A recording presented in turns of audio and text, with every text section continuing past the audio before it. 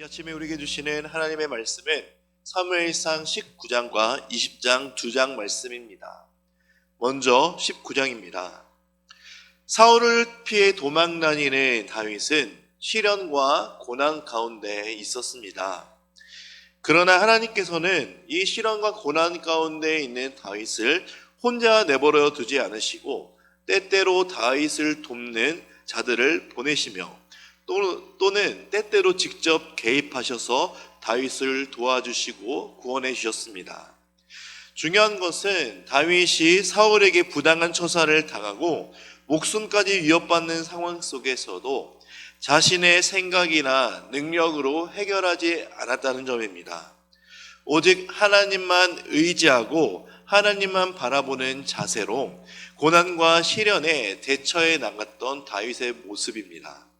이러한 행동은 다윗이 하나님의 왕국을 다스려 나갈 하나님의 종임을 부각시키는 것이었습니다. 하나님께서는 다윗이 고난을 당할 때 보내서 돕는 자들을 많이 보내셨지만 가장 대표적인 사람이 바로 요나단이었습니다. 어제 보았던 18장에서 다윗을 죽이려는 사울의 의도가 3번씩이나 표현되었었습니다. 이러한 계획들이 실패하자 1절 말씀에서 알 수 있듯이 사울은 공개적으로 다윗을 죽이라고 명령합니다. 사울의 아들 요나단은 이러한 다윗의 살인 의도를 다윗에게 또한 알려줍니다. 그리고 사울에게 다윗을 죽이려는 그의 행동이 잘못되었음을 직구하는데 무고한 자의 피를 흘려서는 안 된다는 충언을 하게 됩니다. 이런 아들 요나단의 충언에 사울은 잠시나마 마음을 돌이켜 다윗을 죽일 것을 포기하게 되기도 합니다. 다윗은 사울에게 전혀 해가 되는 일을 하지 않았습니다. 오히려 선한 일을 하였음에도 죽을 뻔하였고 죽임을 당하려고 하고 있습니다. 좋은 일을 해도 비난을 받고 최선을 다했음에도 핍박을 받았을 때 어떤 사람이든지 당황하게 되고 또는 원망하게 됩니다. 다윗 자신도 억울함을 알았지만 자신의 정당성을 주장하기 위해서 인간적인 방법을 쓰지 않았습니다. 그리고 그 고난이 억울하다 하여 피하려고 하지도 않았죠. 오히려 다윗은 그러한 고난 속에서 오직 하나님만 의지하였습니다. 그리고 그 고난 속에서도 하나님의 뜻이 있음을 믿으며 기다렸으며 묵묵히 하나님의 때에 기다렸습니다. 이러한 다윗의 모습은 선을 행하고도 비난을 받게 될 때 우리 그리스도인들, 이 시대를 살아가고 있는 우리들도 어떻게 고난을 대해야 할지 이것을 우리가 알려주는 모습이기도 합니다. 우리가 예수 그리스도를 믿음으로 하나님의 아버지 되심과 하나님의 주권을 믿고 인정한다면 우리의 삶을 이끌어 가시는 분이 바로 하나님이신 것을 우리는 인정해야 합니다. 나의 삶과 나의 생각과 나의 모든 것을 주관하시는 분이 하나님이시고 그 하나님이 우리의 왕이 되셨으며 또한 아버지 되셨기 때문에 우리의 삶을 인도하고 계시다라는 사실을 우리는 무조건 믿고 순종해야 됩니다. 바로 다윗처럼 기다리고 참고 묵묵하게 하나님의 때를 기다리는 자세를 가져야 합니다.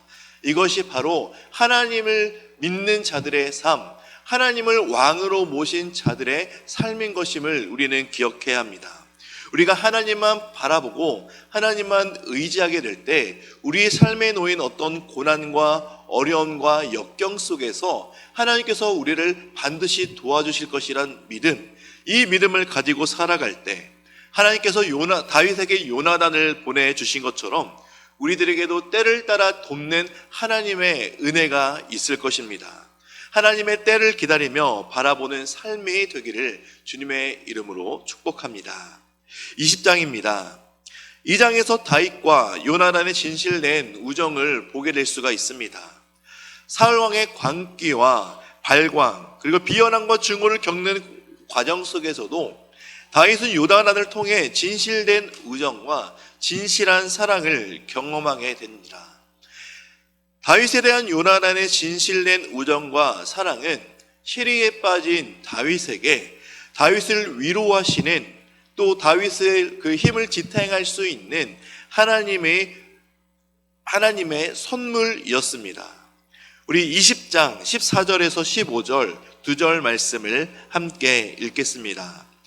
너는 내가 사는 날 동안에 여호와의 인자하심을 내게 베풀어서 나를 죽지 않게 할 뿐 아니라 여호와께서 너 다윗의 대적들을 지면에서 다 끊어 버리신 때에도 너는 내 인자함을 내 집에서 영원히 끊어버리지 말라 하고. 아멘.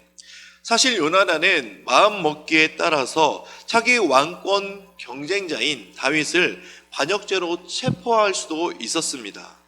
그 체포해서 사울 왕에게 넘길 수도 있었지만 요나단은 그렇게 하지 않았습니다. 13절의 후반부를 보시면 요나단은 하나님이 다윗과 함께 하시다라는 사실을 잘 알았습니다. 그렇기 때문에 다음 왕위는 다윗에게 기울어졌음을 바라볼 수 있었던 것입니다. 그래서 하나님의 섭리에 반대되는 일을 하지 않기로 작정했기 때문에, 그래서 요나단은 다윗에게 장차 자신의 후손들에게 자비를 베풀어 줄 것을 요청하고 있는 장면입니다. 이런 요나단의 판단은 정확했습니다. 앞으로 보실 사무엘하 3장과 4장 그리고 9장에서 요나단이 요청하고 예견한 모든 내용들이 이루어지고 있는 것을 볼 수가 있을 것입니다. 요나단의 태도 속에서 한낱 인간의 명예와 권력에 연연하지 않고 하나님의 섭리에만 전적으로 순응하는 신앙의 자세를 볼 수 있어야 합니다. 하나님의 섭리와 역사에 대한 요나단의 겸손한 순종과 신앙은 결국 사울 왕국의 집안이 몰락함에도 불구하고 그의 가족과 후손들을 구원해 줄 수 있는 믿음이 되었기 때문입니다. 이러한 요나단의 모습에서 우리는 예수 그리스도의 십자가 앞에 자기 자신을 부인하고 죄인됨을 인정하고 고백하며 하나님만 바라보는 자만이 구원을 받을 수 있다라는 사실을 볼 수가 있습니다. 하나님의 섭리에 대한 철저한 순종은 결코 패배가 아닙니다. 사람의 생각과 이성적으로 봤을 때는 패배와 낙담과 좌절과 실패일 것으로 보이지만 하나님의 시선에서는 결코 실패가 아닌 승리로 가는 길이라는 것입니다.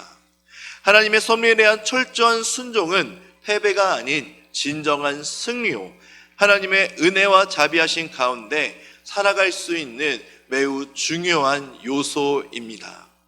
지금을 살아가는 이 시대의 그리스도인들에게 하나님의 진정한 평화와 행복 그리고 은혜를 제대로 체험하지 못하는 요소는 여전히 아직도 자기 자신의 것을 포기하지 못함이기 때문일 수도 있습니다. 또한 하나님의 뜻에 철저하게 순종하지 못하는 불순종이 있을 수 있기 때문입니다. 우리는 오늘 말씀에 나온 요나단의 모습을 통해 자신의 것을 집착하지 않고 고집하지 않고 내려놓음으로 하나님의 구원을 바라보는 모습을 닮아가고 바라보아야 합니다. 그리고 하나님의 일하심에 철저히 순종함으로 말미암아 우리의 모든 삶이 하나님의 말씀에 순종하고 복종하는 삶이 되어서 생명보다 귀하신 주님이 우리의 모든 것 되심을 믿으시며 살아가시길 주님의 이름으로 축복합니다. 이제 말씀을 듣겠습니다. 사무엘상 19장에서 20장의 말씀을 경청하실 때 우리에게 주시는 하나님의 음성을 들으시기 바랍니다. 주의 말씀은 내 발의 등이요 내 길의 빛이니이다.